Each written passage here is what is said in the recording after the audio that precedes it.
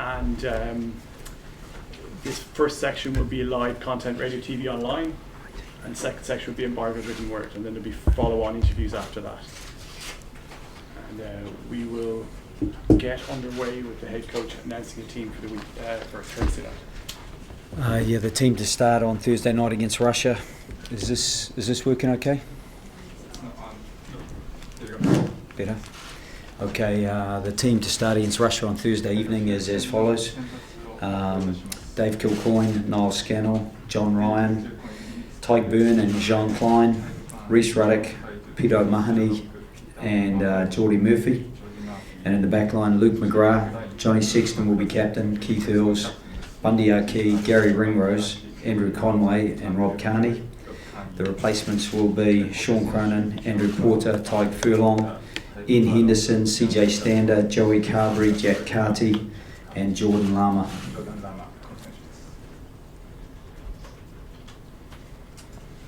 Joe, I'll just ask you your thoughts behind the selection. A lot of changes, obviously. Yeah, I think it might be 13 changes, just because we do need to make sure that everyone's ready and that everyone is involved as much as possible. Get everyone up to speed, and as well as that, it's pretty tough with a 6-day turnaround, then a 5-day turnaround. There's always going to be a bit of attrition. So we're looking to freshen it up and give guys an opportunity, and it's great because we've got some guys who have been very, very keen to be involved who will get an opportunity on Thursday. Realistically, what's your ambition for the game? Bonus points expected by everyone. Is it performance? Yeah, we have to stay around our performance-orientated goals. Because for us, if we don't focus on those, we can't actually put anything on the scoreboard without getting the things that we need to put in place that we build the pressure or that we create the opportunities from. So,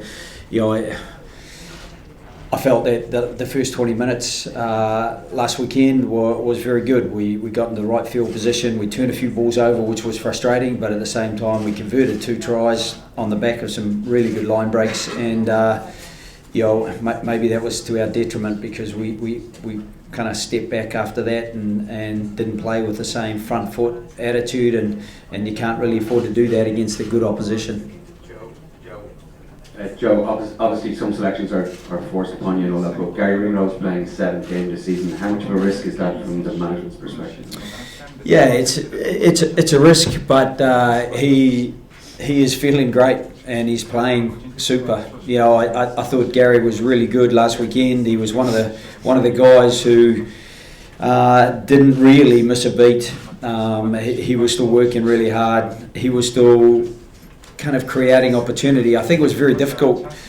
He moved into 12. We had Jordan Lama at 13, who's really a back 3 player for us. We had Luke McGrath on the wing, and we're chasing a game. And it's a fairly tough situation to be in sometimes because you're limited to 23 players. That happens like that. So with Gary, Robbie is on the cusp of being available. And again, if we put him back in this week, which we thought about, it's a risk that we feel we don't need to take because Gary's feeling good, and we could put Robbie in maybe next week, and at the same time we've got Bundy back, and he's got a fair bit of bounce about him.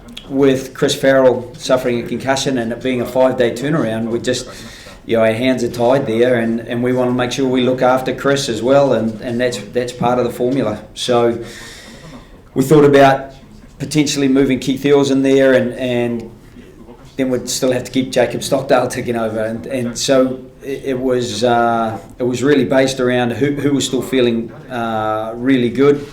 Bundy and Gary have a really good midfield relationship, so it works out hopefully that will still be productive for us.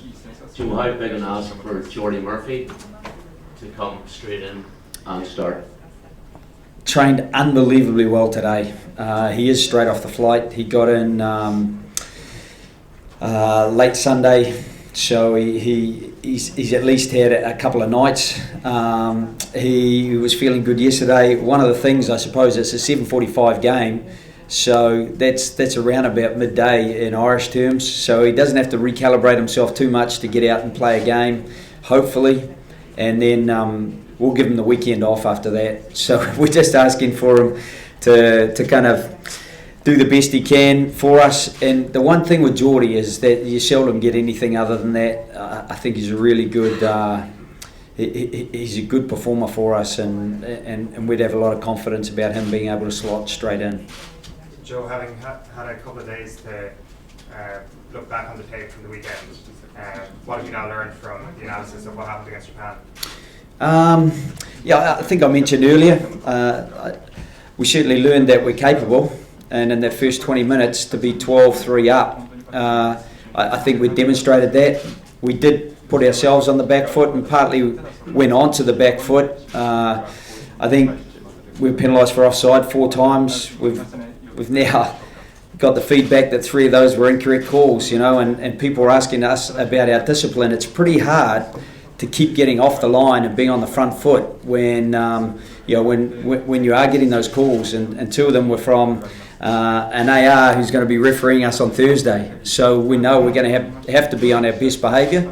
And one thing I would say about this team is it's something they go out and they try to deliver, and generally speaking, it's unusual for us to have a higher penalty count than our opponents, and so it's frustrating that in these first 2 games, I thought Wayne did a super job. I know talking to Gregor that they were happy with the way Wayne went in the first game as well. So that's our fault if we're on the wrong side of the penalty count there. But I do think that we've got to try to look after that as best we can. We've got to make sure that we don't become passive in a game against an opposition who are playing in front of their home crowd, and you'd have to be really impressed with the way that they got themselves back into the game. And if it wasn't us that lost to them, I'd say, wow, that's fantastic for the tournament, isn't it?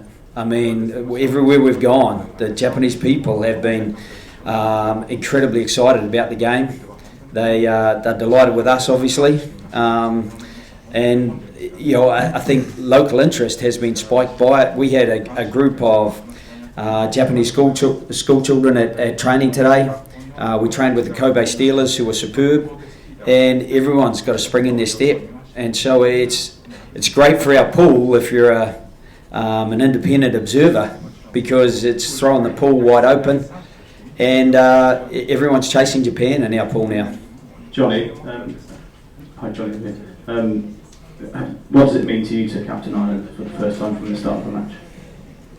Yeah, it's a massive honour. I spoke to Joe this morning, so I only found out myself over the last few hours, so I haven't even had a chance to tell my family or anything, but I'm sure they're going to be very proud as well. It's something that I've thought about since I was a kid, and something that I've made a lot of decisions around trying to get there one day, and it's taken a while, but it was worth the wait, and I feel incredibly proud. But I want to be captain now of the good performance and a good win in a World Cup game, so that's my main focus. I don't think anything changes really for me.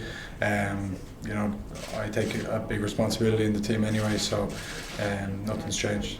And you said the other day you're fit to go and fit to kick a goal, so yeah. You're feeling 100% basically? Yeah.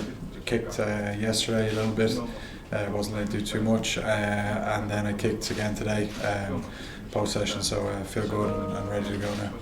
Okay, take last one. Joe, you had a hit out against Kobe Steelers today. How did that go? Can you give us, or was it something that you needed, or how did the whole session pan out?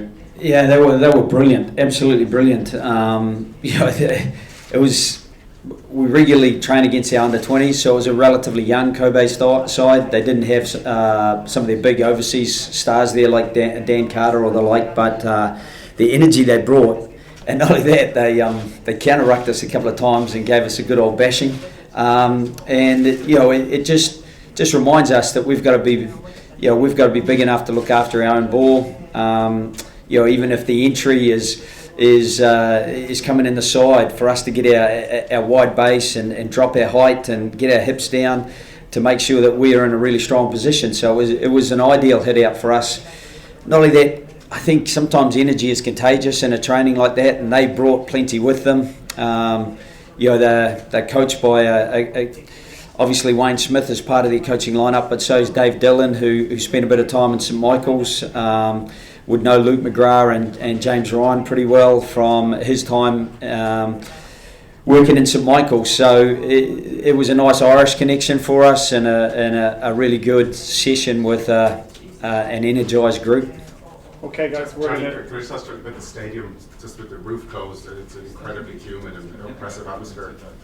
We watched the game last night, and it did look very slippy. We watched the England game as well with interest. Obviously, when you hear it's an indoor stadium, you think aircon and maybe a bit cooler, but it's quite the opposite from what we hear. Even Andy was telling me from speaking to Owen how slippery it was. So something we're going to have to be mindful of. Even when you play outside, though, the ball gets pretty slippy. The boys are saying against Japan, especially in the second half. First half was bone dry, but then the longer the game went on, the sweatier everyone got. The ball was like a bar of soap. So something that we have to be conscious of about, playing smartly. Can't just go out and run everything. But we have a good plan in place, and hopefully it won't be too big a factor. Okay, guys, we're going to switch into the embargoed written section.